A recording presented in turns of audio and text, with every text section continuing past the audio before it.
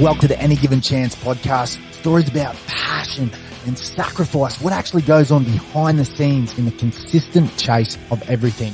We're going to bring you some untold stories, some of people you know, some of people you don't. These stories that we bring on with our guests are nothing short of inspiring and will get you out there chasing your own goals as well.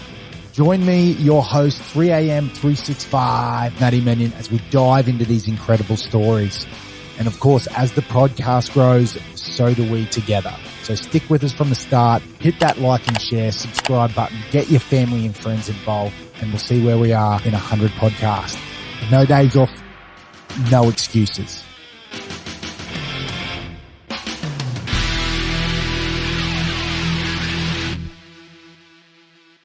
Ladies and gentlemen, welcome to the Any Given Chance podcast. Got a special guest for us today, but before we jump into that, we have to give our sponsors a pump up. Squad Athletica, SQD Athletica on Instagram. Go check them out. They've got everything you need. They've got your running shorts, your yoga pants. I keep saying it. Their training shirts are the business. Rivaling a Nike, rivaling Under Armour. Black Rose Barbers, the boys over there, go see a cut on Friday, make you feel fresh and fit, $1 million walking out of there. And our newest one to join the team, Ultra Bet, Australia's own bookmaker. That's right, Australian owned and operated. None of this overseas business. So we're keeping the money in the industry. And with their help, we're able to sponsor athletes. I said this on the podcast many times. All you have to do is sign up through our link and we get a little cash to spend on athletes in the background to help them achieve their dreams. Now, without any further ado, ladies and gentlemen, I bring you an expert for the first time ever. Miss Nikki Teller, how are you? I'm really excited. Yeah, there we go. Thank you. So for everyone out there, I've been actually, pushed onto you because you help out the boys. You help out the Nantes brothers with their fighting and their nutrition. And the one thing that Joshy said on this podcast straight up was, yeah, Nikki helps us and it's changed my life. So without further ado, just sort of tell everyone who you are and what your expertise is. Okay, so obviously I'm Nikki and I have started I've started with women, working with women initially. And then I actually started working with Jazzy Parr, and she was the first one who actually said to me, "Why are you not working with fighters? This stuff is amazing," because I was doing her strength and conditioning and I'm helping her with some other stuff. And so then I just sort of started working with the athletes. I'd worked with bodybuilders in the past. I'd worked with jockeys. So I'd worked a lot with people in weight dependent sports. So I understood that. I'd done bodybuilding myself. So I understood it from that journey as well. I actually worked in the racehorse industry for about 4 or 5 years. So I was working quite closely with jockeys and understood they're a unique bunch as well. And I understood like where they were coming from and what the struggles that they had to go through. So just bringing that into the fighting world, but I still have that passion for helping everyday people. So what I've loved is that I'm now working with a lot of combat athletes, but then their girlfriends and their wives and their friends and their mums are all starting to come to me as well. So now I get to still work in these two areas that I'm super passionate about, working with the blood work, gut health, mind, body, spirit. So it's a very holistic approach to getting somebody to be the best version of themselves. Yeah, I remember, and one thing that it sits in my memory is someone said to me, everyone's out here. And I just said it on Tommy's podcast as well. Everyone's out here training until they spew. Everyone's out here lifting as much weights as they can at the elite level. So you think you're working hard, that person's working they're not sleeping, they're doing all that. The way you can make gains and the way you get your foot in front and and be better than your competition next beside is get everything else in your life in line. And that's relationships, that's your food, that's your sleep, your gut microbiome, which connects and, makes your mind, thought, body, and soul all in line. That is how you get ahead because everyone else is doing the hard training. Mm-hmm. Everyone else is getting up there. Now you might have a little offset day or, a fight with your girlfriend or something like that, or your wife or something like that. And then your training's affected the next day because that's not in line. That's how you win. That's those 1%ers. Exactly. And I always say to people, like, we have a stress bucket. The body has a stress bucket. It doesn't go, when I'm training, when I'm, going for a run or going to the gym or, my boxing training, that's fun and it's good for me. So it's going to go over here in this special bucket. And then my fight with my partner or my finances or my relationships, is bad stress, it's going in this bucket. No, the body puts it all in one bucket. So, if you don't have those other things lined up, like your, deep connections with people and your relationship and your money, like finances is a huge one. Like I actually talk to people about this because it was a struggle for me. So I went on a huge journey of trying to figure out my relationship with money. Because if you're busy thinking, how the hell am I going to pay my rent? How the hell am I going to buy the food and the supplements and the training and blah, blah, blah, blah, blah. How are you supposed to be fully 100% focusing on being your best self? Like it's very difficult. So it's like really understanding and having somebody in your corner that's going to help you problem solve these things and get into the right state of mind so that then you can eat well and train well and be the best version of yourself. Yeah, that's so good. And one thing that comes to mind with what you just said there was your body doesn't know the difference between physical stress and mental stress. Yeah. And I learned that firsthand. I knew it was coming. Yep. I was sitting here stressing about work. We were overloaded through COVID period. It just wasn't working. I was right at my peak fitness, and I'd started to taper back, not by choice. I was still trying to train, but I had all this other stress in my life. I sat here one day and I had enough of it. I was like, I'm not doing this. I'm going surfing. It's pumping. See you later. Off we go. Grab me brother, ring me brother, go, let's go to Stratty. It's pumping. I just bought a new jet ski. Well, it wasn't new, it was secondhand. Here's a good story too. And we said, let's just go out Broad Beach first because it's fun. There's no one out there. It's pumping. And he was in sync. He was getting waves. He was 3 or 4 and I wasn't there. And I thought, I'm just going to throw myself over the falls just so I can get in sync with the ocean. Lo and behold, I didn't need to do that. A set popped up. It was perfect. It was left a million times, grabbed me rail, pulled in, stuck my hand in the wave to slow down and pop, bicep, gone. Yep. Now, I hadn't done any bicep work. I hadn't done any extra running. I'd done my normal lifts. I understood now that was the straw that my body was telling me through different stress levels. 100%. And it's funny, I literally did a post like an hour before I got here about injuries and how there's like 2 different types of injuries you can have. There's acute and there's chronic. And acute is usually like you can't avoid it, especially when in the terms of I was posting for my combat athletes, they're going to obviously get acute injuries from trauma and it's part and parcel of the game. But chronic injuries is when, there's like stuff coming up constantly. You've always got a bit of a niggle or you've always got a bit of a stomach ache or you've always got like, your shoulder's always kind of hurting and you can't quite put your finger on it. And these are red flags from your body. Like your body's getting overloaded somewhere and it's getting out of homeostasis. So you need to bring it back in. And that's where the lifestyle stuff comes into. Yes, looking at blood work is so amazing and it kind of is the foundation to start from. But then from there, looking at all the different symptoms that your body is projecting, and that can come from things like trauma, poor relationships, all that stress. Like the body doesn't summate stress, it puts it all in one place. So your training might be perfect, it might be on point, and your food, you're nailing it, but yet you've still got all these injuries and stuff. Well, what else is going on in your life? So it's like looking at all of those things and finding a way to balance it out. Yeah.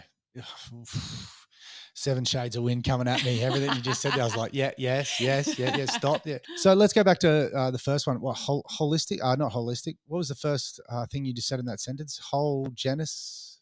Oh, homeostasis. Homeostasis. Yeah. So that's where the body is just at set point. So that's where everything is functioning well and you feel amazing and everything's just working.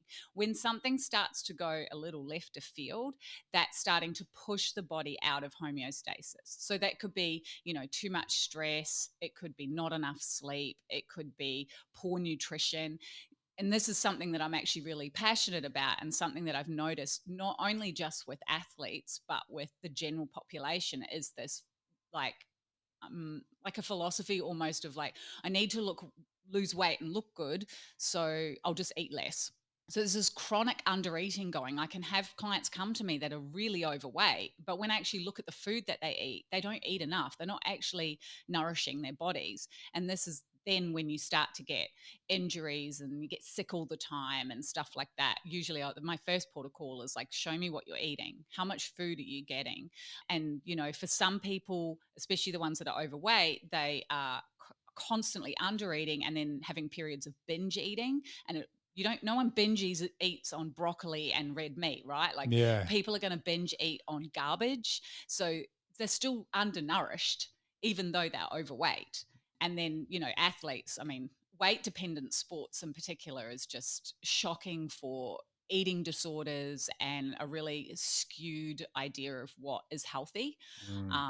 And a lot of athletes in particular are like terrified of carbs because we've projected this, thing through magazines and social media that, carbs is going to make you fat and stuff. And most of them undereat it and then wonder why they get sick all the time. So Yeah, yeah. there's definitely pinpoints in that as well. And you say jockeys that you've worked with them, the rinse and repeat that they do on their bodies Oh, is mate. insane.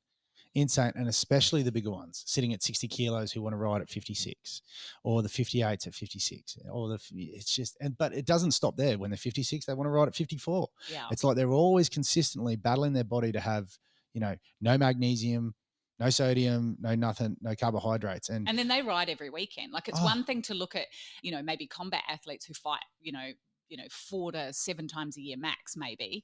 But a jockey, they could be out there every single weekend. Sometimes they might ride, consecutive days as well. And a lot of them, because they don't have the money and the finances to back themselves, especially if they're at that sort of more of an amateur level, then they don't have any professional help. So they're listening to their mates, they're, maybe Googling stuff and YouTubing stuff. And, there's a like bro culture that has like, eat like this and then you can make weight. We had Gutham and Chester on here. And the first podcast we did with him, a couple of years ago, exactly that. What are you doing? And he's like, oh, I'll have a Diet Coke here and a Red Bull here. And I was like, what are you? Anyway, I got him onto the, the animal sort of carnivore carbohydrates through fruits and all that, and changed his life. He sits comfortable down there. He got ripped up. He wasn't feeling like shit. He still needs to tweak it and look at it. Like, by no means am I you or a nutritionist, but you could see the immediate difference in his body by feeding it nutritional food. Yeah. And then just altering your training. You don't need to do too many weights because, you're eating that much protein or that sort of thing. You'll build muscle. You'll be too heavy and you'll be trying to do that again. But finding that happy medium for jockeys. So we'll go back to, I know we went on a bit of a tangent then there, but hematoma, say it again for me. Homeostasis. I'm so bad with that thing. I'm really good with numbers, words. I mean, so that's our normal state, is it? That's where we sit. Yeah. That's where we're in our happy zone. That's where everything's going. Yeah. What do you know with the everyday person before we go into the athletes? What do you normally see that they're doing wrong straight out of the gate? Is it work? Is it fine? What's the biggest one that you see? It'd definitely be the undereating. Like that would be like number one, is I usually have to, especially with women, but I'm actually seeing this a lot with men now too, is when I look at the food that they're eating, they're drastically undereating. And one of the things that they're drastically undereating is protein. So that's, I say to everyone, like, you just got to get the basics right to be healthy. And one of them is if you just increase your protein intake, and I'm talking like your good proteins, like your red meat, chicken, turkey, pork, fish, like whatever. We're talking wild caught, organic grass fed as well, right? Not the crap stuff. Yeah, not the pigs from Coles that have the tumours cut out of the legs before they serve them up for $6.99. Yeah, don't buy your meat from Coles. No, don't. Yeah. So if you just change that one thing, it can literally even just completely change your body composition, because not only is it more satiating and it's the building blocks of life. Like, we can get away with not eating carbs, we can get away with not eating fat to a degree, but you can't get away with not eating protein. So if you just change that one thing, just think to yourself, oh, instead of denying myself this, and this, which is what we normally do. Oh, Nikki, stop eating so much chocolate, stop eating cake, stop eating this. Flip it and go, just eat more protein. Because those other things will actually naturally drop off, because you will be satiated, you'll feel full, you'll have more energy, because that is the thing that most people undereat. What about, I had Hannah, she's a genetics coach on here, and she does like the body types. So, we measure our jaws, we measure our size, and what, Ellie might be, she might be a sensor, is completely different to my sort of body build, which is a guardian. So she needs to eat 6 times a day, where for me, if I try and match her or do that, I'm bloated, I'm full, it doesn't work for me. The 1 meal a day, or when I'm sitting here doing a lot of this, completely different when I'm working. But those different states as well through different people, I find, it's just like our diets and that are completely different. Do you see a lot of that? Or, like, it's not just this one sort of approach you sort of get to say, oh, yeah, that person needs more protein, less carbs, and he feels better and it works well? Yeah. Is it like, do you see so much person Definitely. to But what person? I actually see both in other people and I've experienced in myself is I had this idea of, okay, I need to eat this way. It makes me feel best. But then my lifestyle changed. My exercise increased. I do a different type of Ah, exercise. Now my diet is different. yes. So when I was bodybuilding, yes, eating 6 times a day fitted me and my lifestyle and my age at that time. But if I eat like that now, it messes with my blood sugar. I don't have enough my body is constantly being flooded with insulin because I don't have enough time between meals for it just to like stop. And Yeah. so then I was constantly on this grazing thing. And then that's when the binge eating would come in because I would just be constantly craving sugar. And now I find that if I eat less and I eat more nutritiously, then I'm like satiated for longer and my blood sugar isn't all over the place and I don't have those massive sugar cravings anymore because that's usually what trips most of us up Yeah. is getting on that blood sugar roller coaster. So I think like from a coach's point of view, it's about understanding how each person is different. And so it usually takes you a little while to start to understand them, but then also be flexible. You can't have like a stagnant way of going, oh, this person needs to eat like this because then they get older or their lifestyle changes or their training changes and you have to adapt and you have to be able to see relatively quickly that's not working anymore, so we need to change it. But you know, the basics will always come down, for me the basics always come down to just eat real food. Like you Mm. can't go too wrong. If you can hunt, gather or fish it, you're not going to be too far off the mark Yeah. anyway. Yeah, that's what I always say. Like if I need to refine or I'm off the rails, and it's usually when I'm stressed, and we'll talk about this right now. But if as soon as I go to stress, I branch out of the plant and the meat, and I start adding in this feels good. This is a dopamine response, bang bang, and then next minute it's overeating. Yeah. So like where Ellie can consume 400 calories in her sitting, I could consume 4,000. Yeah, yeah, It's insane. Like yeah. but just that stop button, and just quickly I'll branch off because I don't know too much about them. But is that what those new sort of things that are all through the Gold Coast, the needles, the stop the hunger sort of feeling? They're talking about it all over the internet now. It's Oh bad. no, I I mean, so don't, it I don't know. actually, yeah, it's like an injection, and it I'm promotes. scared already. Yeah, it tricks your brain into feeling that full. Oh. Do you know what I'm thinking of? See, what happens is, for example, when you eat processed food, so like you have a bag of chips or like, I don't know, whatever, processed food, right? If you eat ultra processed food, it messes with your hormones, ghrelin and leptin. And those are your hunger and fullness Yes. hormones, right? So what happens is like you wouldn't sit there and eat 5 big potatoes, just eat them, but you'll sit there and you could just eat potato chips forever till somebody actually says, look, Wait, mate, what are you stop. doing? Yeah. You know, because of the, you know, the trans fats and the chemicals and everything else, it actually messes with those hormones and then you can't stop.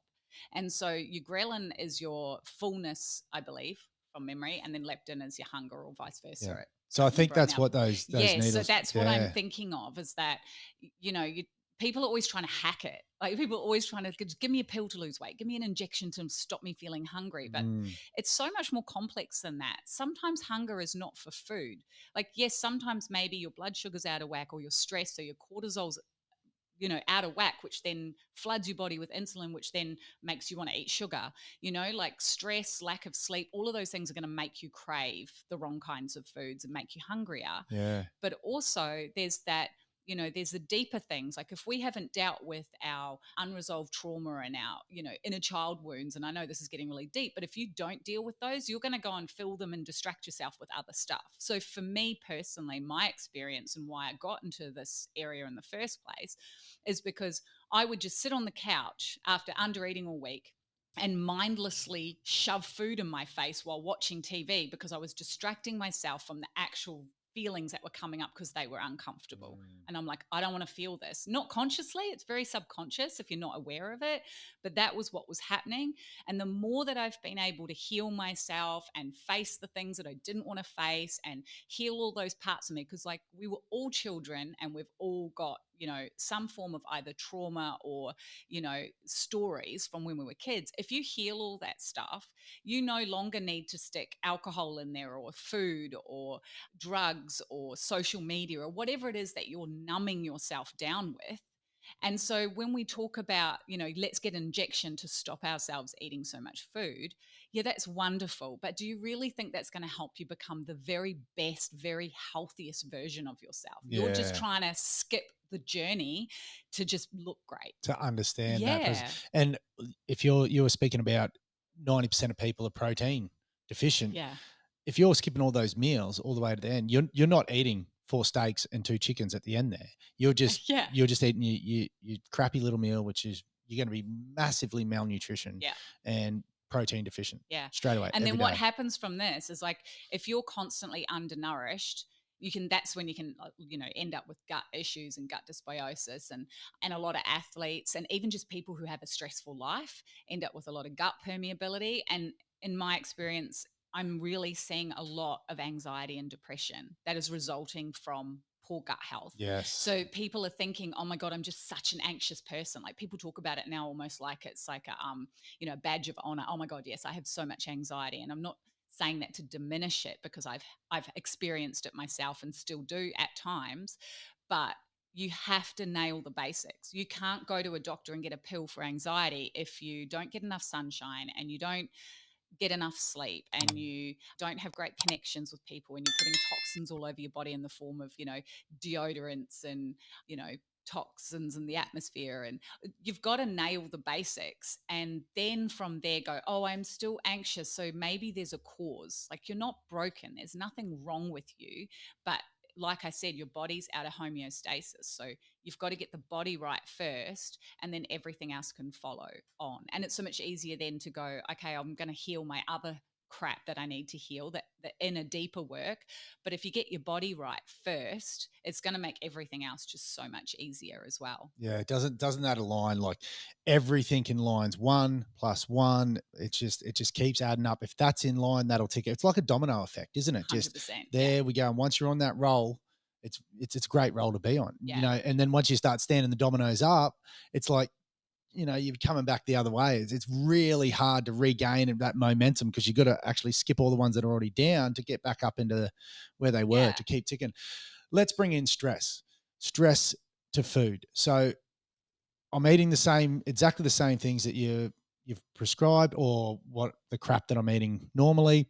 Throw in a stressful lifestyle on that. Mm-hmm. Does that affect where your body stores fat? Does that affect your moods and everything, like within what you're doing day to day, essentially? Yep. Like, so, you could be perfect athlete eating these foods, no stress, getting the results. Perfect athlete eating these foods, massively stressed outside of life. Do those set you on two different paths? 100%. Definitely. Because the stress is releasing hormones and chemicals in your body that the non-stress person is not getting, or the person who's maybe only got their training stress, but the rest of their life is very fulfilling. So I definitely have seen with some athletes, particularly the female ones. I think men hide it a lot more, but the female ones will be like, oh, they'll come to you because they're struggling to lose weight. And they'll be like, I don't understand why I can't lose weight. I'm doing all the right things. I exercise this amount of times a day and I'm eating this food and it's still not moving. And they're very perplexed and very frustrated about it.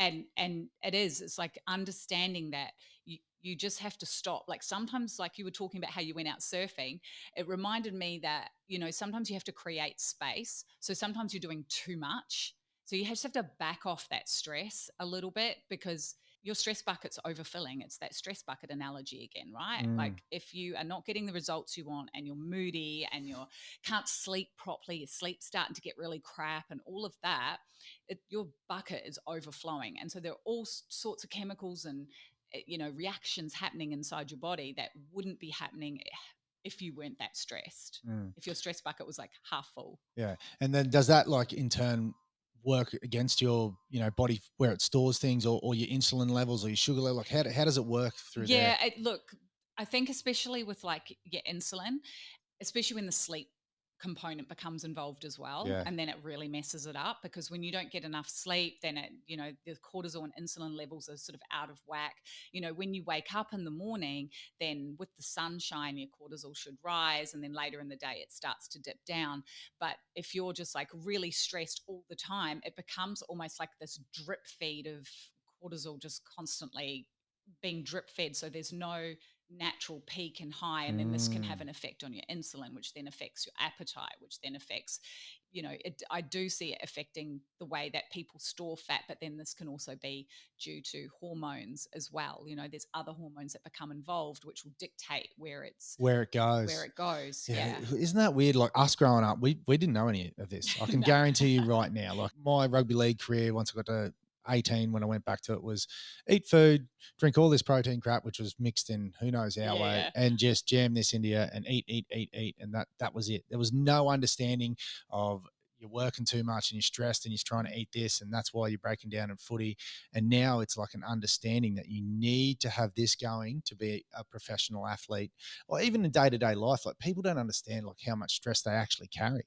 And if you're not, especially financially, you said that just before, where's this bill going to come from? It's like we're always chasing the 8 ball. And even within my companies now, like I'm financially well off, by no means a millionaire, but I've got enough backed up for a rainy day. But it always seems like I'm still stressed.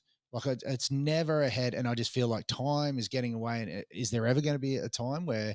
And how did you fix that? Like your relationship with money? Like how? So I'm definitely not going to say my relationship with money is fixed. Okay. It's still a work in progress, 100%.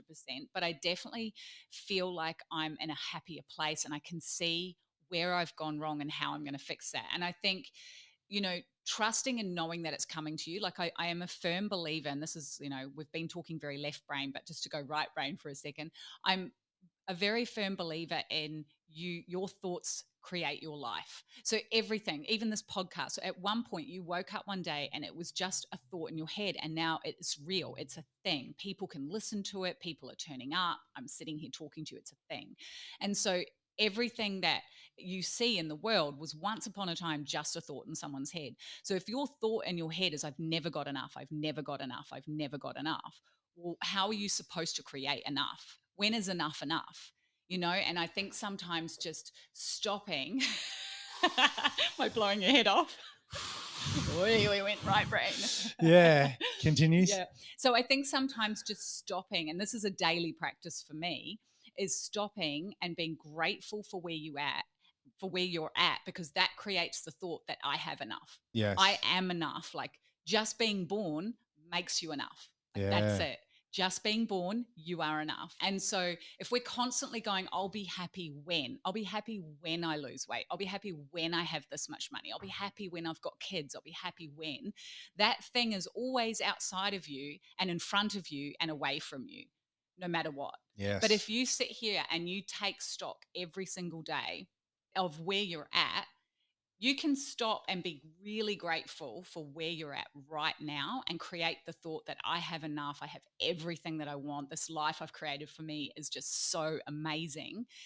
And it doesn't mean that you then stop wanting more. You're still allowed to want more. You're still allowed to push yourself and strive for more. But whilst you're striving for more, you're like, oh my God, my life is so good. Oh my God, my body is amazing. Like I literally had this conversation with some girls this morning, and just, they were saying, oh my God, I'm so fat. And they were laughing about it. And I just sort of stopped and I thought, I'm not going to laugh along with you because it's not funny. Like, you're beautiful, girl. You're so beautiful, but you're sitting there telling yourself you're fat.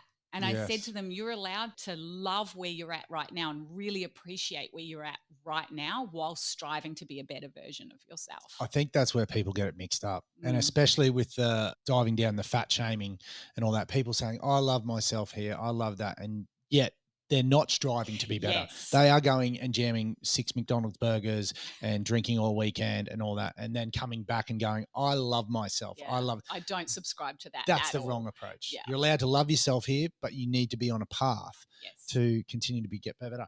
Isn't that weird? Because as soon as you said that, first thing comes to my head, I'm so happy in a hut with a surfboard, with a backpack full of clothes in Indo with my family, or in Hawaii when we go there and travel, much more than I am here with the business and the money and the striving and the buying properties and doing all that. Like I just, that to have nothing and reset and go back is my happy zone. Yeah. But you can also bring that same feeling into this, right? Yeah. Like you can really honestly cultivate that same feeling. So I walked into your house and I was like, oh my God, this place is amazing. You should be waking up every day and feeling that. like feeling that. And you can bring that same feeling that you love when you're on holiday with your family in Hawaii, and you can bring it while you sit in your backyard and go, God, look what I created. This was a thought in my mind. I created this. My family gets to enjoy this. My friends come over and they get to enjoy it. This is phenomenal. And you can create that same feeling. And the more that you have that feeling, the more you're going to bring that stuff into your life. But if you're sitting in your home and sitting, doing your business going, oh my God, it's never enough, and this is stressful and blah, blah, blah, well, then you're just going to get more of that because that's what you're focusing on. Yes. Does that make sense? It does. And I do that. I just, maybe because I'm not poor with time management. I'm time poor because I am doing a million things. It's insane. I shouldn't be doing as much as I do. I should really cut back. What I was going to say though, you saying that you're time poor, is that sometimes when you feel like you just don't have enough time and you're hustle, actually stopping and doing what I was saying, like feeling gratitude, maybe meditating, just going to the beach, going for a surf, even though you think you're busy, it creates more space. It actually creates more space, and you'll find that you'll get things done more easily and more quickly by creating that space for yourself. Whereas sometimes we're just hustling so hard that it just gets busier and busier and busier. It's insane. Yeah. It's busier. And I've got it. It came back to me. We're talking about, you're putting it out there to the universe and it eventually provides. If you think it and see it, it happens. I don't know how many times. I don't know why I don't get stressed when, say, there wasn't any work coming in the door, because I'd go, hey, universe, or whoever you speak to. I know that's a bit, ooey gooey for everyone listening at home, but I'd ask it. I'd say, hey, universe, I need some jobs. I need some work next week. It's getting pretty desperate. 2 days. 6 hours later, 12 hours later, the phone would ring. Oh, we're desperate to get you here on this job. Yeah. And it sits in my brain that every time I try to work harder at something or, push, sometimes I'd get further away. And other times. Do you know why? This is just my take on it, is that when you're pushing and you have that like desperation, it's actually resistance because it's coming from a place of lack. There's a part of you that thinks, oh, there's not enough, or I've got to do this and I've got to get this thing that I'm after, whether it's money or a business or a new deal or whatever, because I don't have it now. Whereas when you just kind of you're surrendering a little bit, it's because you're not coming from a place of lack. You're like, there's heaps of work out there. It's just got to come to me. And then sometimes you might get a hit of inspiration or intuition where you're like, oh, I should call that person or I should do something. This is not about going, hey, universe, I want $1 million and then sitting on your ass in front of Netflix. Yes. This is about putting it out there and trusting that it's going to come, but then following the actions that you feel inspired to take. Correct. To make it happen. Well, I always had an ad out, or I always had, feelers out or something like that. But you're right. When I got to that and I'd work like a week and a half in that lack, in that, resistance, calling everyone, doing all that. And then when I'd go, it'll come. Yeah. And it would come. And it's so obvious in parts of our lives, but we don't take the time to stop and go, that's real. What just happened then real? If I have that mindset and I chase it, or I ask for it, or I think about it, like you said, a thought, and now this is real. We don't sit down and acknowledge that. Yeah. Really. I guarantee you a lot of people don't do that. Is that one of the strengths that you've found, or is that one of the strengths that you can see? And I can definitely see it in other people and when I'm coaching them. And this is like a thing that we'll just work on, as well as doing all the left brain stuff, like working on the nutrition and the bloods and blah, blah, blah. But this is part of it. Like you said, this comes back to stress, like if you let go of the resistance and you make space for yourself and you're grateful. Like if I get a free coffee, I will sit there and be like, oh my God, I just got a free coffee. And I'll be so happy that someone gave me a free coffee. It's like really appreciating every moment. But so many of us skip over that. And then we're like, I never get anything. I'm not lucky. But you forgot all the other little stuff. And so the more that you appreciate all the little things that come your way, like I appreciate the people I've met and the friends that I've made. And, like even when I'm training down, with the boys and stuff, like we've got our little women's boxing group down at the gym now and stuff.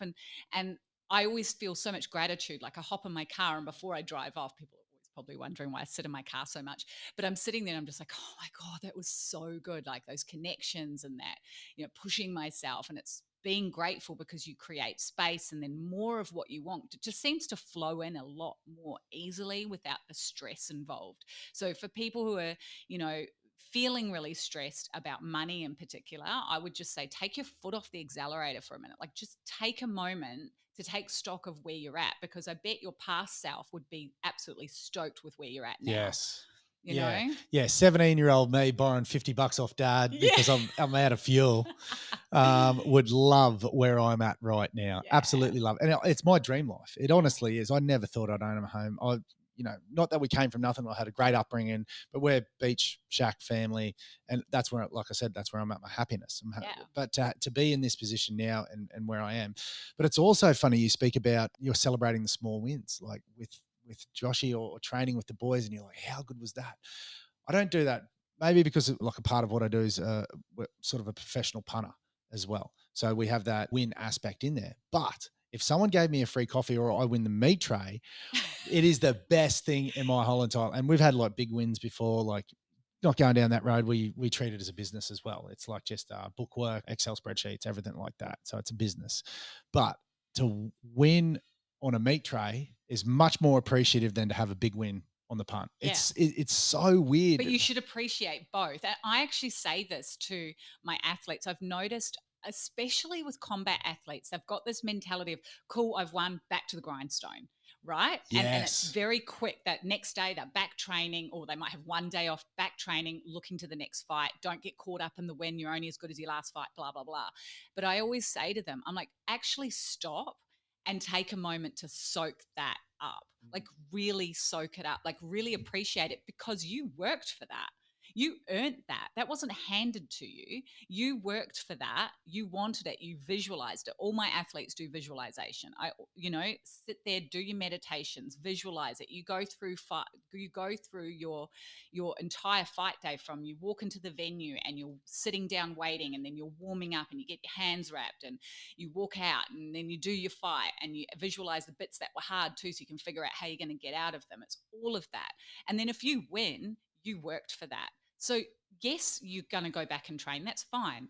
But also take a moment to be like, oh my God, that feels so good. Because one day it will be over.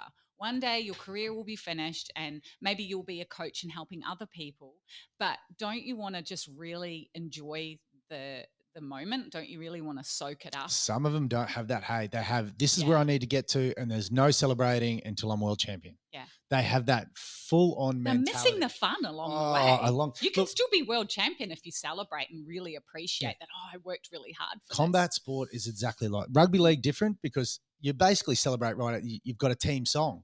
Yeah. The best thing about rugby league, the best, is being in the sheds after the game, winning and cheering up your song, so the opposition sitting in the other shed just there so can hear it as loud as, and then chugging a beer or doing something after. I reckon fighters need a song, like when they win, maybe they should do a walk out song, and they should 100%. sing on the way out. Because a lot of times they're like, we're beaten up and brawn, but we don't notice that as rugby league players for another 2 hours after it. And us fighters would be the same. They're on a massive high. But back in that sheds, after the sheds, high five, camera's gone, everyone's out, there's no cheering. I'd sit there and lap it up if I was a fighter. I'd go jump in the crowd. I wouldn't even go back to the sheds for half an hour. I'd watch the next fight with everyone, unless you're the main fight, of course. But I find that as well. And I spoke to Joshy and that I was like, do you celebrate your wins? He goes, I don't. No, I'm not there. Because I spoke about Israel Adesanya, the best UFC fighter. Yeah. He celebrates everything. He goes different country. Every time he wins, see you later. He's off to here. He celebrates by going 3 or 4. Then he comes back and gets back to work. So he's got that figured out, like how to enjoy the moment, because you are a long time retired, and we can solve the world problems in our armchairs on podcasts for the rest of our lives. Yeah. But we cannot be professional fighters winning world championships. We cannot be professional rugby league players once our sporting career is over. Yeah. And I always tell people like that, just breathe, like look what you've created, suck it in. And I need to take my own advice sometimes, because I don't sit here and do that. Yeah. I tell them, people, to do that, because I can see that's what they should be doing. Don't miss out. Maybe because I didn't do that on certain situations in my life. But it's weird how those fighters and those athletes, they just don't. We're working on that. That's a work in progress for a lot of my athletes. But I think you can take that same thing if you're listening to this and you're not an elite athlete. You can take that. Like, I'm not an elite athlete, but I still take that mentality. Like I said, it's every single win. Like, we always feel like we're trying to just get to a destination, but that's not the point of it. That's actually not the point. What you'll find is that if you become world champion, your life's really not that much different. You'll realize that it was the journey getting there, the people you met and the connections you made and the experiences that you had and all the little wins along the way that make becoming world champion such a special and unique experience. Yeah. Because everyone just thinks it's the that's the destination. cherry. That's the cherry on the top of the Yes. cake. The journey is the cake. The cherry by itself is just a cherry. Yeah. So it is about soaking up all that stuff along the way. Yeah. Wow. What a good little insight to that, to living. I'm thinking about it now. I'm thinking I'm just going to celebrate going surfing, come in and go, that was a good surf. Because usually this is another problem that I find middle-aged men have, and you might see this with some of your clients. Once they've finished being a professional sportsman, they hold on to that identity. It's very hard to let go, or they're always chasing that peak performance there. They do not know, and I call it 0.0. They do not know how to go 0.0, and now I'm getting better from here. They're always like, I'm chasing this. I'm getting back. I used to be that good. And they struggle for that for like 6 years in between, and they become, not nice people. Yeah, so when I was younger, my whole dream in life was to ride at the Olympics on my horse. Like, that's all I wanted to do. And so that's what I strived for such a long time, was to go to the Olympics. And then after a few nasty falls, and then my good horse died, and, just a series of events, I realized the fire had gone out my belly, and I actually didn't want that for myself anymore. And I had a real identity crisis, because I had drawn Olympic rings inside my wardrobe when I was like 4, and so I didn't know who am I if I'm not striving for this thing. Like, who am I outside of, like, I was Nikki the horse rider, I was Nikki the eventer, or Nikki the show jumper, or whatever. Yes. But who was I if I didn't want that anymore? Like, I still want to ride and I love competing and stuff, but it's not the same. The fire in my belly has gone out, because to be an elite anything, you have to have like a burning desire for it. Like, it consumes you, and that's the only way that you can be the best. And so going through that, I literally went through an identity crisis for a year, trying to go, well, how do I still have horses in my life, and how do I still enjoy them? Because I don't want to not have them, and I still love riding. But what happens when I get on my horse every day, but I'm not training to go somewhere? I'm just riding for the sake of riding. And it was such an experience to learn how to just do it just for joy. And I think it's a similar thing with, I've watched some athletes as they've retired, they kind of flounder a bit because they don't know who they are anymore. And it's like, that is not who you are. That's what you did. Yeah. There's a difference. Yeah. And if you come to accept that, you can find a fire in your belly for something else, or you can still go and train and do boxing, but you learn how to be present and learn how to appreciate your body and learn how it moves and how you get to stay fit and healthy while other people your age are sitting on the couch eating potato chips. Yeah. There's a new way to find a new purpose. Yeah. That's exactly right. And I found that with surfing, because we surfed at a high level. I have that skill. I've been in the water since I was 5. If I'm not surfing that good, I don't want to go off the surf. And you see a lot of old time surfers go, nah, it's not 4 foot and pumping or 6 foot and pumping. I'm not going out. I'm not doing it. And they don't surf for 2-3 months. I've done it to myself, and I'm like, we should just be in the water, like enjoying riding the wave and understanding that it's okay. This kid over there is banging an air reverse in front of you. Let him go. You don't need to better than that. But if you got that little bit of competition in you, and surfing's a really weird sport, because you're out there with your friends, but if a wave's coming, you're in competition, unless especially on the Gold Coast. If a wave's coming, you're in competition because there's so many surfers. But if you're at a different, secluded destination, Mentawais or that, and everyone's in rotation, it becomes fun. But so then it can become an experiment for you, right? Yes. So next time you're like, I feel like going surfing, but it's not pumping. Like, just explore how it feels to go out there when it's not pumping. Like, what other aspects and sensations can you feel when you go out there? You can just be like, how many whales are out there at the moment? It's like insane. It's so awesome. How many sharks are swimming under your feet? These are murky waters. I just figure if the whales are there, the sharks are not anywhere to be seen, because aren't they whale food? Yeah. Okay. You're one of those ones. So. I don't know. I don't surf. It's scary. All right. Let's hone in on athletes. Let's bring it into athletes. Okay. This is a good part, because using the boys that we know, Joshy and Loki, they are 2 completely different people. Loki, stoic. Look at him. He's ready to kill someone at all stages. Even when he's sleeping, you're looking at him. He's going to kill someone? Like, left hand, right hand, overhand, bang. Joshy, skillful, trains, got character. He's got that in there, but he knows what he wants, and he's not willing to, he's willing to say it. Sorry, he's not willing to let anyone get in his way over it. But they, how do you see? And do those guys, are they different in their diets and their food and their trainings? Are they different in, how you look at them and get them to do their meditation or that, compared to, Lockie, who's very hard to break into? You got to be in his circle 100%. Otherwise you're not there. They are so different. And honestly, those two boys have been my greatest teacher, because whilst I can read all the theory and do all the research and blah, blah, blah, when you're actually dealing with very real human beings, it takes your coaching up to another level. And one of the things I first noticed about Lockie in particular is that he will do everything you tell him to, down to the letter, like 100%. And I'd never had that before. My comfort zone was people who were a little messed up in the head and had lots of issues and just couldn't get themselves together. And so then I would work on them from a psychological point of view to get them to do what they needed to do to become the best version of themselves. Did that allow you room to make a couple of mistakes on the way? You mean with Lockie? No, like or with the other people? With the other people, because then you come to Lockie, who's I cross T, yes, ma'am.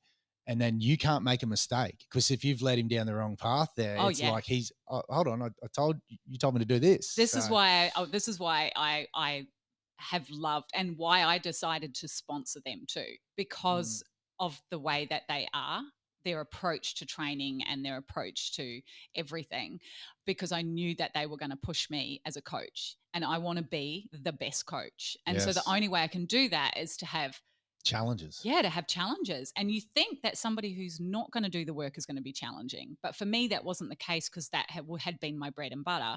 So to come into, to come into an athlete that will just do absolutely everything, I'm like, how can I bring value to this person? How can I get 1% extra out of him all the time when he already does everything that I ask straight away? And so it really made me step up. It made me look into things closer and research harder and be more, a lot more structured and diligent with what you need. Diligence, the word. I have to be very, very diligent with Lockie.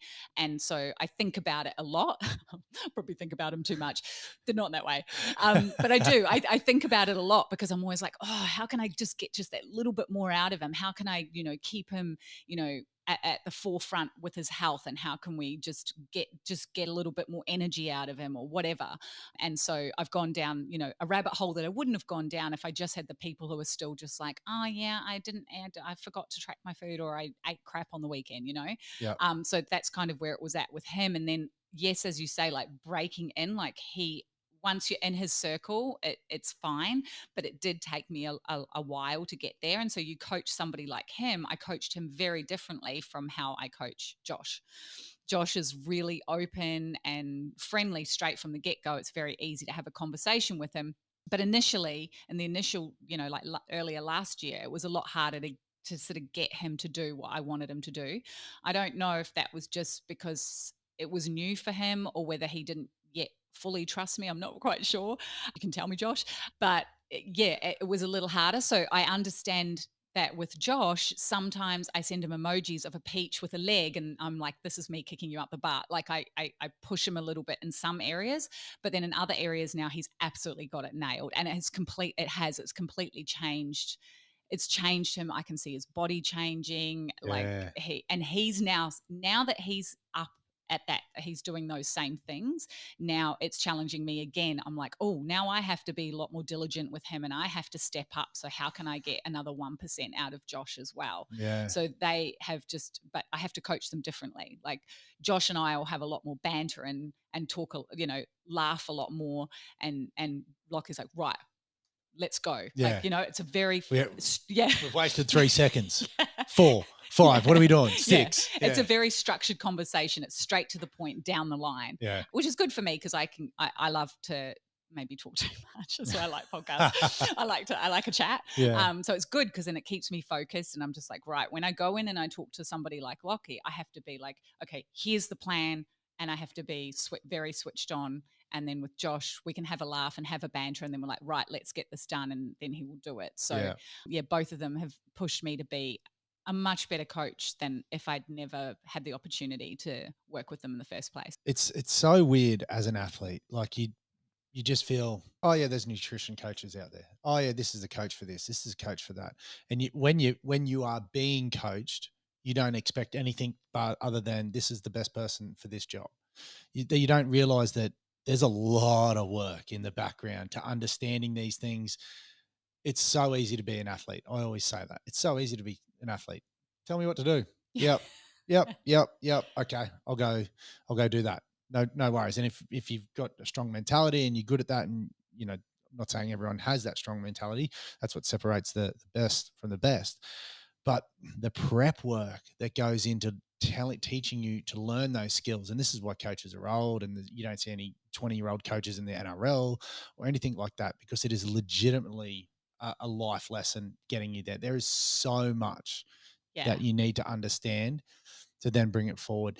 If I can ask you another question, what would be the difference between, well, we know horse racing, we know jockeys, we know their efforts are 60 seconds for a 1,000-meter race, 2 minutes for a 2,000-meter race, compared to, say, marathon runners, which are 2.5 hours, 2 hours, elite guys in the hours, to high intensity boxers, heart rate through the roof, trying to control it, a Yeah. flurry of that, bringing it back down, 3-minute rounds. Is there a big difference in how you approach food? Is there a big difference in how you approach, the Yeah, I meditation throughout? think personally, I think for combat athletes, look, especially MMA, I think that's probably one of the most high intensity sports you could possibly ever imagine. So there's a lot going on for them. This is probably a little bit for marathon runners too, in terms of their gut health. Like it very much degrades the stress of the training alone. It very much degrades the integrity of the gut. So you have to be very mindful of that. I think with jockeys, look, when I was working with jockeys, I hadn't yet done blood work. So I'm only really making an assumption, but their lifestyle would probably not be great for them either, Mm, because there was a lot of like smoking cigarettes, diet cokes, that kind of thing, which is just horrific, because that the way that they have to live is, it's just insane, and it's not healthy for a lot of them, obviously the bigger guys especially. But I think, with fighting, there, it's such a technical thing. There's so much to learn, and there's so many moving parts. And then not only do you have to make weight, so obviously a marathon runner doesn't have to weigh themselves to qualify for a run. So with they have to qualify for the weight before they fight, and then they have to walk in there and be their most energetic selves. They have to perform, yeah. and so you need them to be switched on mentally and physically as well. And if they're thinking about anything else, they're not going to perform the way that they need to. And so the way that I look at it when I'm working with them is I'm thinking to myself, what can I take away from them off their plate so that they don't have to think about it? Okay. So Yeah. literally I just map out everything to take all the brain work out of it.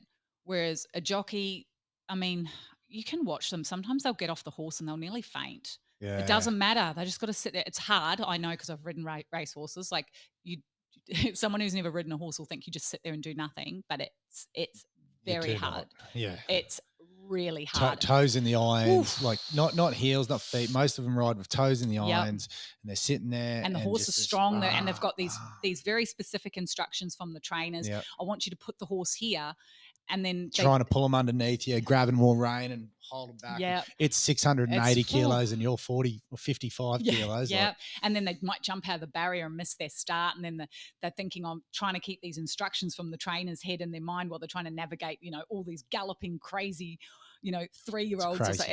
It's insane. It's Yeah. insane. But, like coming back to combat athletes in particular, it's just, there's a lot of moving parts to make sure that they peak at just the right moment whilst also making weight. And so one of the things that I worked on with Josh was getting his calories up.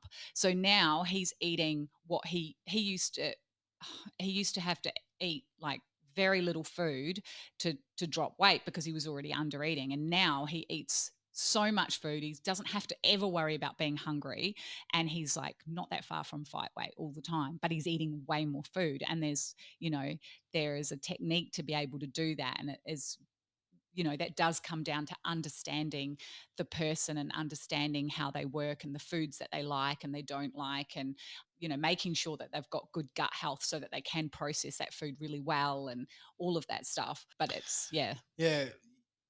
And I guess it comes down to just back down to those good decisions, doesn't it? With food. Like if you want to undereat, it's the main reason why you're undereating is because you're doing 5 days of good undereating. Let's call it good undereating for the sake of it. And you're doing 2 days of crap, of chips, of alcohol, of Saturday and Sunday. And then you're like, oh, I've got to reduce my calories again and bring it back down here. If you eliminate those 2 days, these 5 days aren't no longer hard work because your calories can go up. You can eat the right foods, but you can't calorie up, eat the right foods all these days and have your cake and eat it. Can you? 100%.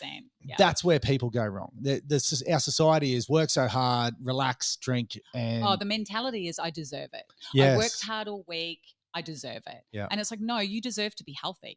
Yeah, that's right. That's what you deserve. You don't deserve to put chemicals in your body and like undo all your hard work that you just did. You deserve to be really healthy. Someone tells me that they feel better after doing that, like the next day.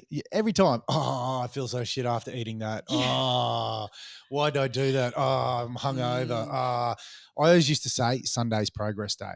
So if I got those 6 days out of the way, I knew if I could get Sunday out of the way, I'm perfect. That's my week done, reset, let's go again. Sunday is progress day. You can either make or break your week on Sunday. 100%. But it also comes down to like, I always say like people try to use willpower, like they try to maybe willpower themselves through that Sunday. And I know because I used to do it. I'd get to Friday and be like, no, come on, you can do it. Saturday, it was a little bit tricky. It was getting a little bit shaky on Saturday. Sunday, oh my God, can't do this anymore, and maybe you might maintain it for a few weeks. And then on the Sunday, you'll just like lose your mind.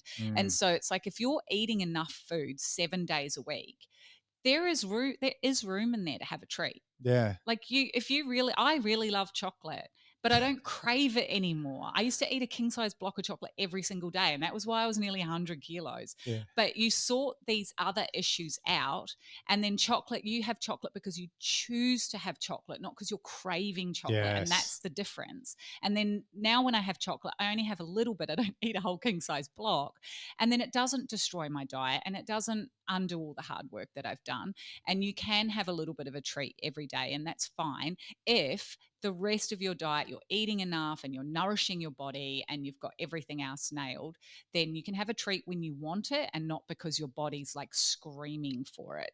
And I think a lot of people think they need that treat because mentally they want it as well. It's not just the physical craving. It's like, oh my God, I really need to like break free of this quote diet. Like I do it now. I leave because I work here, office here, podcast here. Yeah. I have to leave. I have to go. So at lunch or something like that, I'll go down the road to the pub or something, just get a steak and sit in the sun, just because I have to get out of here. And 9 times out of 10, I'm not even hungry. It's just the mentality of go do something.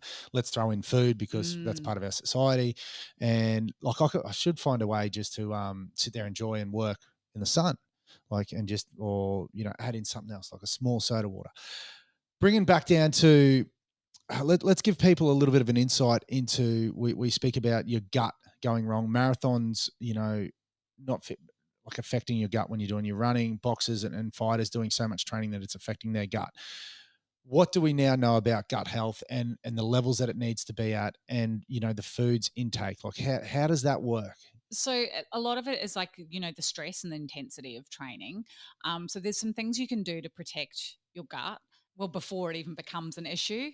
If you're already training hard and you've already got gut issues, then you probably need help to repair it. I wouldn't just go out and just blatantly do it because you want to know exactly what's wrong, because obviously there's different things that can go wrong around like gut dysbiosis, which is just basically saying the gut microbiomes are out of balance. Good bacteria, bad bacteria can just get out of whack, especially if you've had surgery or antibiotics. And not even just recently, you could have had like a bunch of antibiotics a few years ago and now it's affected your Really? your gut over time. Absolutely. Yeah. So if you've had more than like sort of 4 or 5 courses of antibiotics in your lifetime, then that can have an impact on your gut for sure.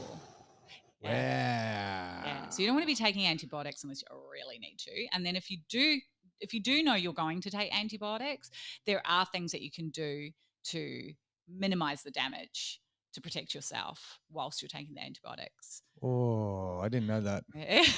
Well, I sort of did. I knew it did Yeah. damage, but not to that level that it could Yeah. hang about for a couple of years, you know. You Well, get basically, if you don't fix it, it's not really going to change. Like, no. you think, like, we are walking organisms, you know, like there are more organisms in and on our body than there are cells in our body. Like, Mm. you know, and so when you think about your gut, and the majority of your immune cells are in your small intestine. So if your gut health is not right, it's little wonder if you pick up every bug going around as well. And I noticed that with fighters, like towards the end of a fight camp, they'll get sick. And it'll come down to one of two I just things. had Finn Yeah. Askin, Iron Man, chasing down Ali Day. He said those exact words. Oh, I get, because they do miles on the skis, miles on the boards, miles on that. And then he goes, just before race week, when I started to taper down, I felt like I was getting sick. So I tripled down on the double C, and I tripled down on the on all these multivitamins. And that's exactly what it is, what Yeah. you just said, wasn't it? Yeah, because there's all the stuff happening inside the gut that needs to be protected while you're training at that level. And then, you know, yeah, so there's a lot of stuff going on that can really impact. It's really common that I think that, you know, they actually call it fighter's flu, because it's so common that, you know, if they're not. On the wind down, on the taper, or the Yes. week after, Yeah. it's like they get sick. Yes, it's either those couple of weeks before the fight or it's the week after the fight. I just got married. Okay. So much stress coming into it with work, so much stress organizing a wedding. It was insane what had to happen. Thursday, let my hair down. Friday, best day. Saturday, got married. How good. Sunday, recovery session. Monday, checked into the jewel because we hadn't had a honeymoon booked. So let's go there for 3-4 nights. Monday night, crook as a dog. Yep. Broken, gone. Didn't move out of the jewel. So I had to apologize to Ellie. So I can't go down in the pool. I got sick, I swear to God, for 12 days. Is that all the stress? Is that ranging from gut? 100% that's going to impact it. You know, like you're going to be susceptible to getting sick if you've had that kind of stress. So many people even say, oh, every time I have a holiday, I get sick. Why? Because you've finally relaxed and you've come down, and then you get sick. Wow. But this is why I'm really passionate about stress management. You know, whether you're just an everyday person, a business person, or an elite athlete, stress management and sleep have to be at the top. Like, that is at the top of the food chain. And then obviously food, and then all the other stuff after that. So, you know, managing your stress, if you're like, I can foresee that this period of my life is going to be very stressful. So for fighters, it's going to be, I'm in fight camp, so I've got to manage my stress. That means eliminate or deal with anything that is going to impact your state of mind. And it also comes down to perception. One person can have the busiest life, never feel stress, because their perception of it is a one of gratitude, and they are just like, oh, I'm so lucky to be this busy. This is amazing. And then other people are like, oh my God, I've just got so much to do. And you know, so it does come down to perception, and that perception impacts the way the stress, you know, is put into the body. So yeah. Wow. Okay. So what's something that someone like just an average person at home could do if they know they're feeling bloated in their gut? You know, just what foods would you send them towards just to Yep. reset? Like, I know the Huberman podcast always talks about just getting some fermented vegetables, and that basically is what you were talking about with the gut microbiome, the good bacteria, bad bacteria, the acidic level in your thing. That would just raise it a little bit, wouldn't it? Yeah. Or, So my first port of call for anybody who is feeling like yucky in their stomach and they're getting bloated all the time is go gluten free straight away. yes. Because 100 years ago our body could handle it fine, but it's not the same. The wheat's hybridized and it's sprayed and the soil is rubbish, and there's just a lot going on with our food now that we are very unaware of. And our body, you think about how long evolution takes, like the stuff that's happened to our food has happened in 50 to 100 years. Like, it's very quick, and our bodies haven't adapted to that yet. So we've gone from the Scottish, you know, lamb stew, potatoes, and eating that to high carbohydrates, McDonald's, yeah, breads, or you know, and like you said, everyone when I was growing up, you had a sandwich. For lunch. Yeah. That was it. You took a sandwich to lunch. That was white fine. bread. White bread, yeah. And then we're like, oh, we need to eat wholemeal, and then we find out that's not much better. No, you know what I mean? So that's it. Well, if you actually look at the ingredients on the back of a bread packet, it's quite horrific. Yeah. There's vegetable oils in there and all sorts. Oh. So I would just, so my advice to most people would be just trial gluten-free. And by gluten-free, I mean like really gluten-free, not Coles biscuits that someone's pagan on Coles, poor Coles. They're not Coles biscuits that say, hi, I'm gluten-free biscuits. Like, because if you read the ingredients, there's a lot of other garbage in there to make it taste good. Just eat real food and go gluten-free, and you need to do it for at least 3 months. You can't just do it for a couple of weeks and go, oh, it's not working. Like gluten can take anywhere up to 12 weeks to come out, to get it all out of your body. So, and then hides in sneaky places like soy sauce and crackers and stuff like that. So you sort of have to be aware. But if you're actually eating very real food, like you can hunt, gather, and fish it, it's not going to have gluten in it anyway. So it's very easy to eat gluten-free if you're just eating real food and you're not eating out of a packet. So that would be my first thing. And then, it is coming down to the basics as well, like grounding and sunshine and those sorts of things. Grounding. What's grounding? Okay, so grounding, and I love this because it's a little bit woo-woo, but it's got science to back it up. So I get a bit excited about it when it has the science to back it up. Yes. So grounding is literally getting bare feet on the earth. So they're showing that the especially the sea, like the beach, they're showing that the negative ions actually impact the cells in your body. Yes. It's like recharging a battery from what I understand. Literally recharging a battery. Yeah. And so this is like, it's such a great thing. This is something you can do as part of your stress management plan, is that if you're having a day where you feel really stressed and you're thinking, I need to get out of the house, instead of going down to the pub and getting a steak, just go walk along the beach. Yes. That's it. Just walk along the beach and then have something to eat when you get back, or have even better, eat before you go, because 10 minutes of walking after you eat can help regulate your blood sugar levels. So if you are having those moments of, feeling like you want something sweet, like you have something to eat and you're like, oh, I need something sweet after, go for a walk and it'll help regulate your blood sugar. And then if you're walking along the beach, then you're grounding, and this is all going to help with lowering those stress levels and stuff as well. They speak about that. I had a little insight into it because when it first came out, it was all woo. Yeah. Ooh, you're grounded. Look at this guy. Look at the hippies grounding. Well, you kidding? There's so much into it. I can't wait to get my shoes off every day. Look, translated into this generation, wears shoes when we run, wear shoes to the gym. We have to wear shoes in shops. We have to wear shoes in here. Nothing. And this is where dogs come into it as well. Dogs are exactly like grounding. They go out. They recharge, they get it, they attach themselves to the earth, they bring it back, and then you're attaching themselves to you. This is why humans love dogs. Yeah. If you're not a dog person, you're crazy. Don't trust a person who doesn't like dogs. That's right. And you can feel it. How de-stressed are you when you're sitting there just patting your dog who's been outside all day and all that, apart from when they've rolled in something. Hey, maybe chickens are the same. I was talking to my friend the other day saying I find chickens really relaxing. There you go. Chickens are the same. They're outside, they're grounding. They're legit doing that. And to a point of, trees, touching trees and getting their energy and all that from there. And it's so good now because if you spoke about this 5 years ago, everyone would be laughing at you. Now you're like, check this out. Look, watch, have a look at this. There's so much that we still don't understand. Yeah. About and I the love human that. body. I love that like humans are always trying to like, how can we be better and how can we, it's like just trying to get more and more out of ourselves and more out of our bodies and understanding ourselves more. And I don't think there's anything wrong with that either. No, not at all. Yeah. Lastly, well, not lastly if you want to keep going, but for me, we've said the word about 20 times on this podcast now, blood work.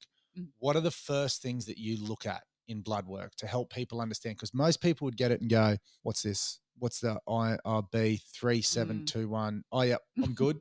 Yeah. Yep, I'm good. Okay.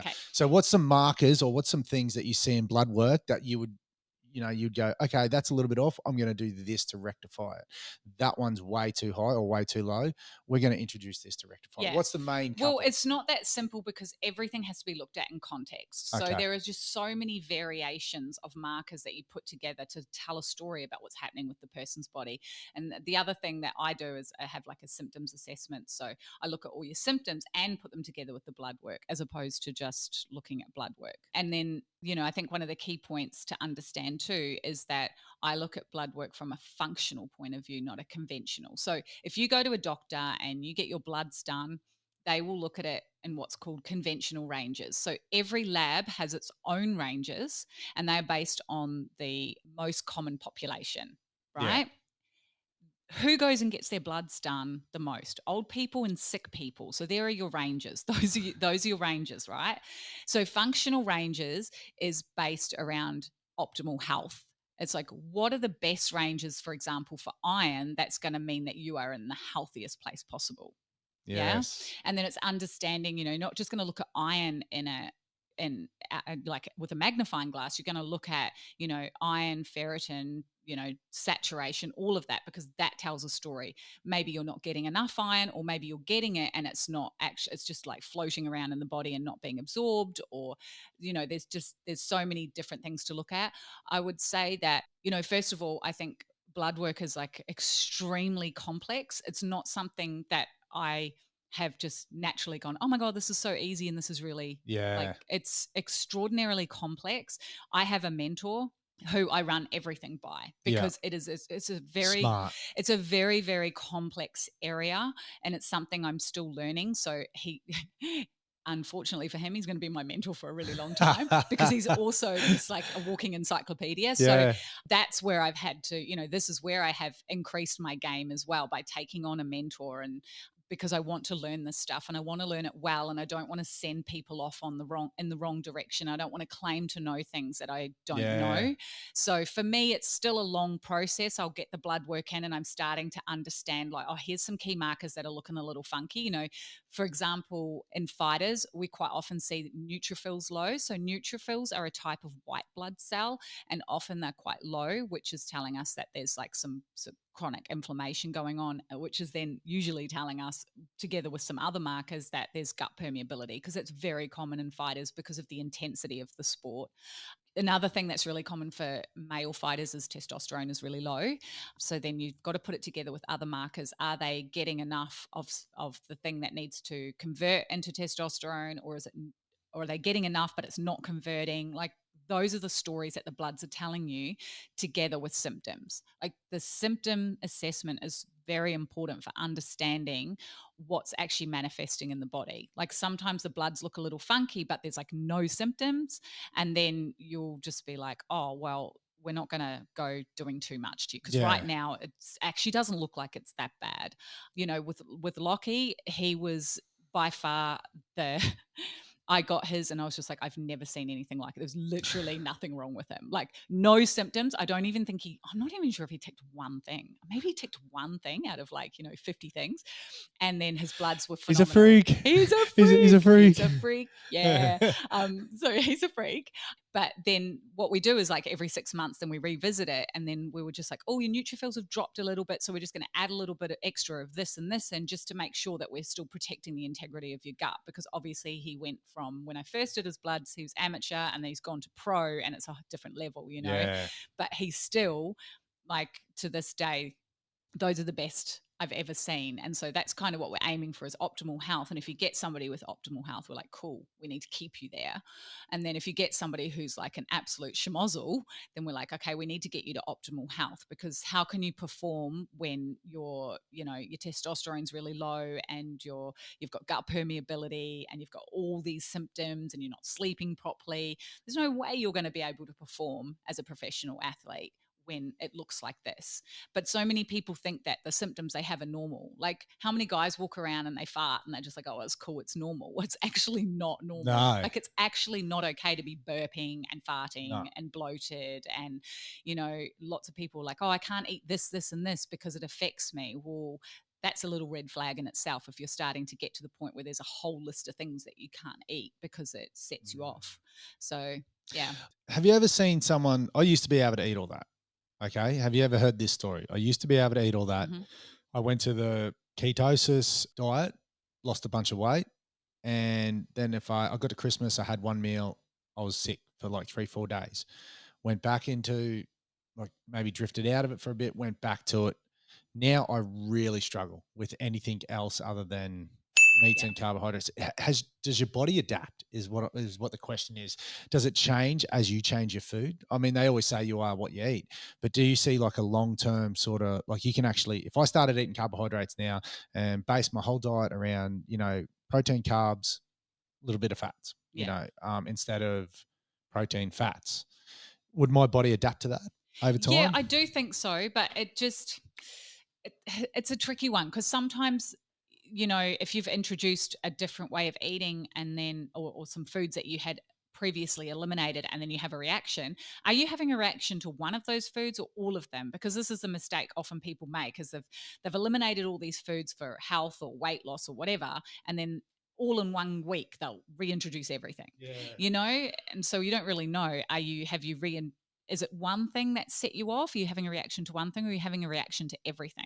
So whenever you're reintroducing food, you should just reintroduce something, wait a few days, reintroduce something else, wait a few days. Like, you shouldn't just completely reintroduce everything all at once. Yeah, I understand. Yeah. Yeah. I always, fascinated over that, because I don't feel like I could ever go back to eating that other way. So you were eating keto and you feel like you can't, or No. eating I carbs? was eating carbohydrate, like rugby league, like steaks, carbs, food, as much as you can. Get big, carbs for fuel, everything like that. But like I said before, remember, your body changes as you get older. So the way that you're training now will be vastly different from how you trained when you did rugby league. And so your body probably just doesn't have the need for those carbohydrates. And so it would definitely have a different reaction, like with the fighters, we're timing their carbs very specifically as well, so that they get utilized in a way that's going to help them with recovery. Efficiency. Efficiency. Exactly. Efficiency. Yeah. And they need that short-term burst, and carbs are the best way to get that in. Like, you can't, hey, I'm going on a fight in 45 minutes or 2 hours or something like that. You can't scull some coconut oil and go, give me energy. Nah. 12 hours later, you're like, definitely don't recommend keto for fighters. Like, that is a very bad idea. I don't care what anybody says. Like, their training load is huge. Look, I might suggest them to reduce their carbohydrates while they're taking it easy, because they don't, exactly what you just said with me in rugby league, they don't need it. Yeah. But that's specific to what they're doing. Yeah. If they're an elite athlete training, those boys train 6-7 days a week. They definitely need that. And this is the whole villain and social media and everything like that. Block veganism, it out. Block it out. Veganism, carbs are bad. Carnivore, I personally think if anyone's telling you some kind of food is bad and it's real food, don't follow them. Yeah. Because everybody's body is different. Everyone's needs are different. Everyone is training in a different way. Like, I'm not going to I eat similar calories to those boys, but I don't eat that many carbs, because I would just get really fat really quick, right? Because I don't train with that intensity twice a day, 6 days a week. So you have to understand, like, the purpose of why you're eating the way that you're eating. You can't just eat a certain way because Margaret down the road told you to, right? Because she looks great. Like, everybody is so different. It's finding what works for you. And that's exactly what people do. Yeah. Oh, Margie's looking great. What are you doing? Oh, I'm doing fasting. I had that. I had my, when I blew out, and I just, I threw the towel in, essentially went partying, drank too many beers and got huge. And then I was like, had it in me, no, I'm not going to do that, and lost all this weight in a very, very quick time. And my inbox just went, what did you do? Yep. And I'm sort of like, I don't really want to tell half these people unless they look like what I was. And I was like, all right, you can have the information because you need this information. But the ones that had 10 extra kilos or something like that, I'm not, look, you just got to look into it yourself, because it wasn't right for them. You could see straight out of the gate. But that is how everyone gets their 20 seconds worth. We do it with reels on the podcast. A lot of people will watch this in segments. They will not do it, but they will watch a lot of our reels in these 20-second to 60-second formats, and that's where the information comes from. Hold on, don't do dumb shit. Yeah, that's it. Hold on, Nikki said this one there. I was like, yeah, but you got to watch the other 3 reels coming on that. It might not suit you right now. Don't follow. And those I think boys. That's why it's so important. If you actually really want to improve your health and you really want to lose weight or get ready for a fight or anything, you need to have somebody who can objectively look at you and provide you with the information that has been well researched. Yes. Like that, I think that there's your first segment, right? Like, Bang. Don't just Google stuff. Don't ask Sally down the road. Don't just go, oh, I heard intermittent fasting can help you lose weight. Because if you do any of those things without a full understanding of why you're doing them, you will probably damage your health. Yeah. Like intermittent fasting is a perfect one. So many people do it because they heard it helps you lose weight. And initially it really does. But why? Because you're not eating as much. But if you keep doing it, you'll keep not eating enough. And you can't keep eating less and less and less and less forever, or you'll end up just a fresh-arian and Yeah. you'll be very unhealthy, Very right? unhealthy. Yeah. And at some point, your body's going to go into, into famine mode, and everything's going to slow down. Yeah. So you've got to just understand why you're doing anything. Yeah. Like and combined it when we started this podcast, you said 1 + 1, this equals that, the domino effect. Yes. You can do intermittent fasting, but you need to have your stress in line, and you need to have this in line, and then you need to have this certain amount of calories before you train at the end of the day. Yeah. See, I would never give intermittent fasting to someone who's got adrenal issues. And a lot of combat athletes have adrenal issues because of the stress of training. Or even I've had clients who are just mums and they have adrenal issues because they're so stressed. They're trying to juggle a job and kids and finances and everything else. Their adrenals are fried because I've seen their symptoms assessment. So that is telling me straight away that their adrenals are fried. I'm not going to give them intermittent fasting to lose weight. That is the last thing that they need, and it's going to damage them further. But the ad on Facebook says yes. Yeah. Download my $7.99. Let's go. Intermittent fasting. Lose 5 kgs. Yeah. Yeah. And look, we're not bagging intermittent fasting because there are many, many benefits of putting your body into that starvation 100%. Mode, and it resets and releases all these different chemicals as well. So once again, you have to do your research and you have to combine it. But it's funny because people will spend $50 on a carton, but they will not spend $50 on getting advice on what they should be doing. I found that with OzTag. We'd play OzTag, cost $90 for a season, $10 a game, something stupid like that, $110 or something. And the boys round 9 still hadn't paid their fees. And I'm like, boys, this is fun for you. Is it not fun? Pay this first, then go buy a carton or a meat pie for Smoko. Like there's certain things in my book that you pay first, and then you worry about everything else like that. Like I can't buy a TV or sunglasses because my brother's the Oakley sunglass rep. They have no value, intrinsic value to me. But something like this, I'd be going, anyone out there, pay for this first, understand it, just dip your toe into it because it's a journey for everyone. Once you understand this one thing, you get to change one, you'll learn about the next, and then you'll be able to retain all this information. And this is what I actually say to people too. And so I'm like, my job is not to, apart from if you're like, if I'm in your corner because you are an athlete and you need my help to get to fights, that's different, right? Yeah. But for people who are just trying to improve their health and just trying to get healthy, I always say, I know I've done my job well when you don't need me anymore. So I don't take it personally or get really upset when somebody sends me a message and goes, hey, I don't need you anymore. I'm like, oh my God, this is amazing. That's a win. That is amazing. Yes. If you need me forever, I've made you dependent on me. You're externalizing your health to someone. And that's what a lot of people do. They look to coaches or doctors, or they're constantly outsourcing their health to other people. And my goal is always to, empower you so that you can one day wake up and go, I actually don't need her anymore. I've got everything I need to be healthy for the rest of my life. And every time I start to see a red flag, because I'm so aware now, I know exactly how to deal with it. That's right. So that's a great way, because you're not a pharmaceutical company. We're not relying on you. And if we are, then you're doing your job wrong. There should be massive red flags there. That's why you don't trust pharmaceuticals. But it's not a crash course. It's not a, hey, buy my 8-week course. Here's a book, read it, figure it. Come see Nikki. Let's go on this journey. I will transfer this information as quick or as slow as you get it. Yeah. And then if you need to revise, let's go do that. Let's go do that. And then, let's go on this journey together. Yeah.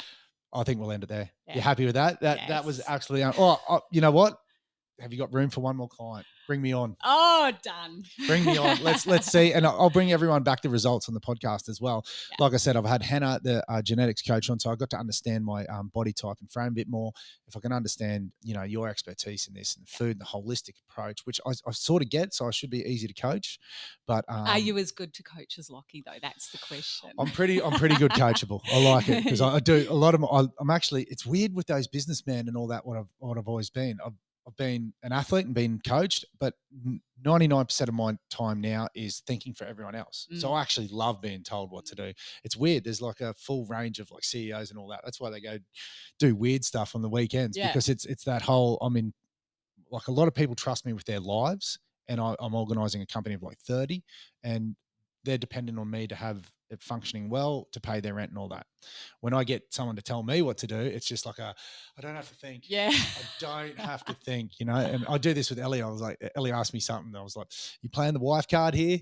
Like, because I know you know how to do that, but because I'm standing next to you, and, okay, I'll come do it. But it is nice sometimes just to kind of be told what to do, but then, like I said, like my thing is to then empower you, so that yes, I'm telling you what to do, but it's also an invitation. Yeah. You know, it's always on you. I say I'm like the guide, you know, I'm like a Sherpa, you know, like I'm going to show you the way, but you still have to do the work. Yeah, that's right. You know, like no coach has got a magic pill. No coach is going to solve all your problems. You have to turn up. You have to do the work. You have to want to change. And if you do, and you have the right person, they're going to empower you so that one day you can fire them. Like that's my goal, is that I help you so well and so deeply that one day you get to turn around to me with a smile on your face and fire me.